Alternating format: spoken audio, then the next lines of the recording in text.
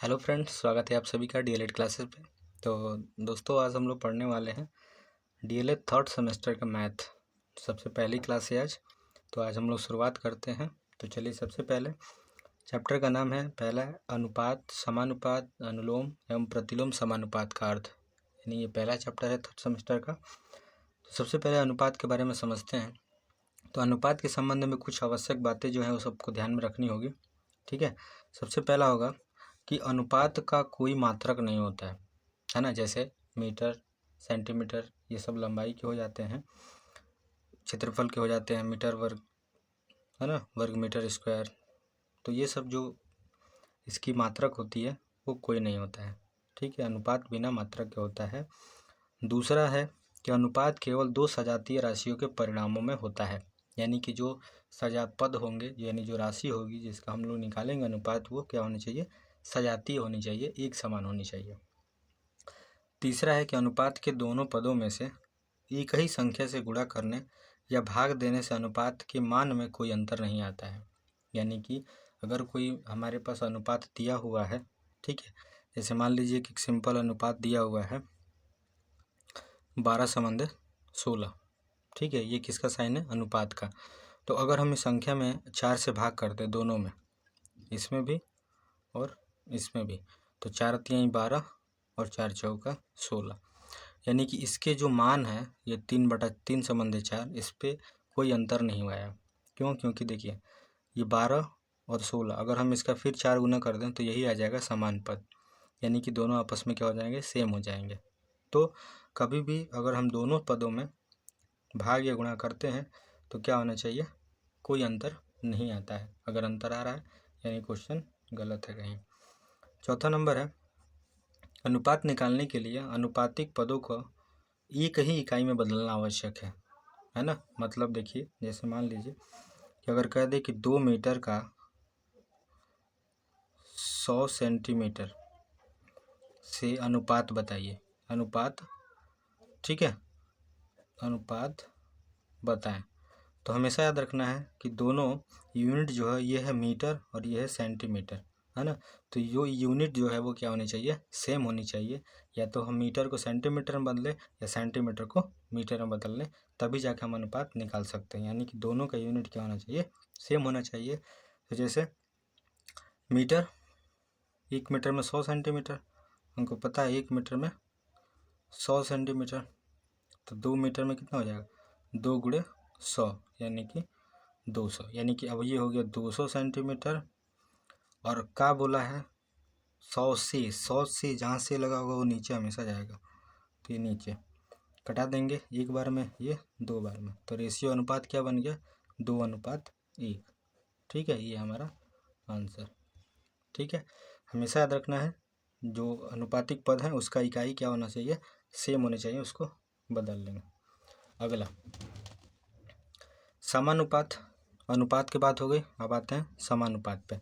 समानुपात, जब दो अनुपात समान हो तो उनसे समानुपात यानी सम प्लस अनुपात बनता है। समानुपात का जो चिन्ह होगा ऐसे लगा होगा, जैसे मान लीजिए कोई संख्या है 2:4 संबंध 4:8। ठीक है, तो इसमें हम क्या करते हैं, इन पदों को बोलते हैं बाह्य पद। क्या बोलते हैं, बाह्य पद। इन दोनों को बोलते हैं मध्य पद। ठीक है, इसको बोलते हैं मध्य पद। ठीक है, तो हमेशा बाह्य पदों का आपस में गुणा और मध्य पदों का आपस में गुणा क्या होना चाहिए, बराबर आना चाहिए। तब जाके हम ये कह सकते हैं कि दोनों आपस में क्या है, समानुपात। ये चिन्ह लगा होगा समानुपात का, ये आपस में क्या है, समानुपात है। ठीक है, अब आते हैं अनुलोम। क्या आते हैं, अनुलोम समानुपात।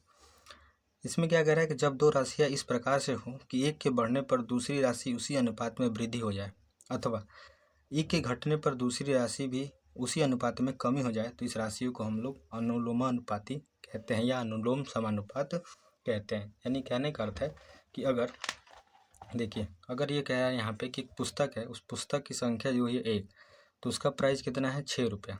यानी एक पुस्तक का दाम 6 रुपया हो गया।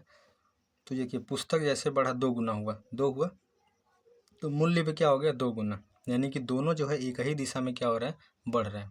तो ये कौन सा अनुपात हो जाएगा, ये अनुलोम समानुपात हो जाएगा। ठीक है, यानी कि जब राशि दोनों की दोनों एक साथ बढ़े और एक साथ घटे तो हम लोग कौन सा बोलेंगे, अनुलोम समानुपात।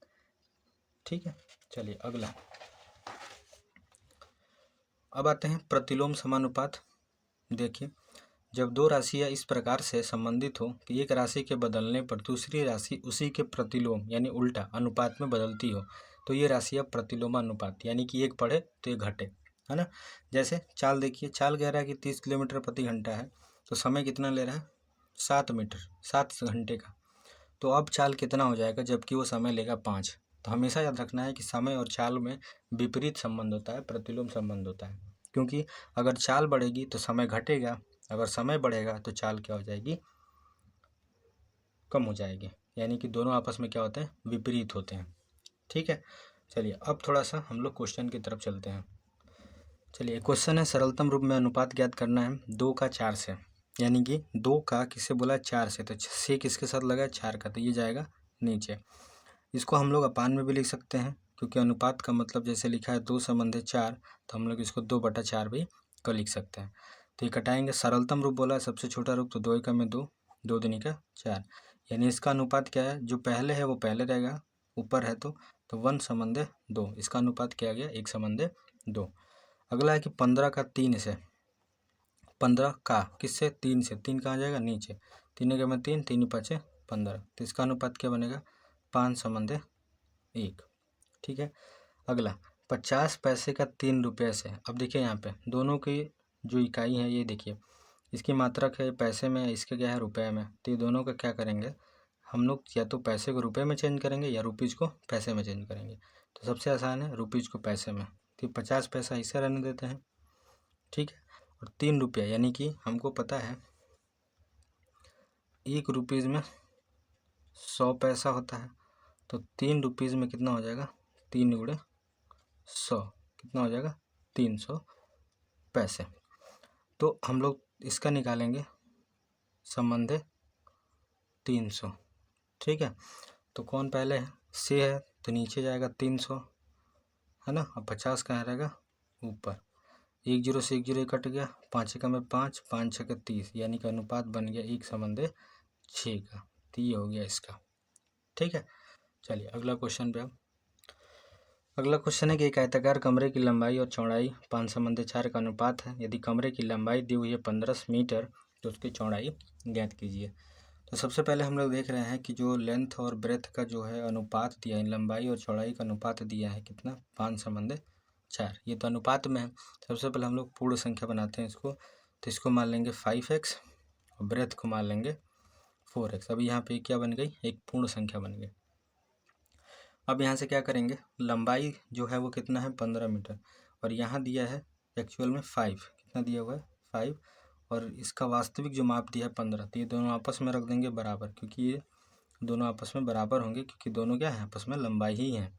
तो एक्स की वैल्यू यहाँ से निकालेंगे कितना, 15/5, कटा देंगे तो कितना हो जाएगा 3 मीटर, यानी कि लंबाई जो निकल गई, एक्स लगा देंगे तो एक्स की वैल्यू कितनी आई है 3 मीटर, लंबाई कितना था 5, है ना, 5x, तो एक्स की वैल्यू जगह पर रख देंगे 3, तो 5 3 15 मीटर, यानी उसकी लंबाई कितनी आ गई 15 मीटर। हमसे क्या पूछा है क्वेश्चन में, कह रहा है कि उसकी चौड़ाई, तो चौड़ाई कितनी दी हुई है 4x, यानी कि 4 इंटू, अब एक्स की वैल्यू हमने क्या निकाला है 3, तो 4 गुणे 3 कितना हो गया 12 मीटर, यानी कि इसकी चौड़ाई कितनी हो गई 12 मीटर, और इसकी लंबाई हो गई 15 मीटर, चौड़ाई हो गई 12 मीटर। तो आ गया समझ में। चलिए एक क्वेश्चन और देखिए, अगला क्वेश्चन है कि 6 18 x 15 ये क्या है, सब समानुपात में है। ठीक है, तो हम क्या करेंगे, 6 संबंधी 18 समानुपात का चिन्ह हो गया, ये x हो गया और ये 15। अभी हमने शुरू में पढ़ा था कि जो बाह्य होता है वो आपस में गुणा करा जाता है, और ये जो मध्य होता है वो आपस में गुणा होता है। ठीक है, तो हम लोग क्या करेंगे, यहाँ पे 18 गुणे x बराबर 15 गुणे 6, एक्स यहीं रह जाएगा, 18 कहाँ जाएगा नीचे, तो 15 गुण 6 बटा में, क्योंकि ये क्या है गुणा में, इधर आएगा तो भाग बन जाएगा। 6 का में 6, 6 3 18, 3 से 3 ही 5 15, यानी कि एक्स की जगह पे क्या होगा 5, है ना। अगर आंसर चेक करना है तो देखिए एक्स और 5 रखते हैं तो 15 छक्का 90, ठीक है, और 18 पचे 90, दोनों की वैल्यू क्या आ रही है 90 90, तो इसीलिए ये हमारा आंसर क्या हो गया सही है, ठीक है। ऐसे आप आंसर भी चेक कर सकते हैं कि हमने जो किया है वो क्वेश्चन सही है या गलत है, ठीक है। ये लास्ट क्वेश्चन आपका कंप्लीट, ठीक है, क्वेश्चन नंबर ये 3। तो दोस्तों बने रहिएगा वीडियो में, मिलेंगे फिर अगले वीडियो में। धन्यवाद, तब तक लाइक कीजिए, शेयर कीजिए, सब्सक्राइब माय चैनल। धन्यवाद।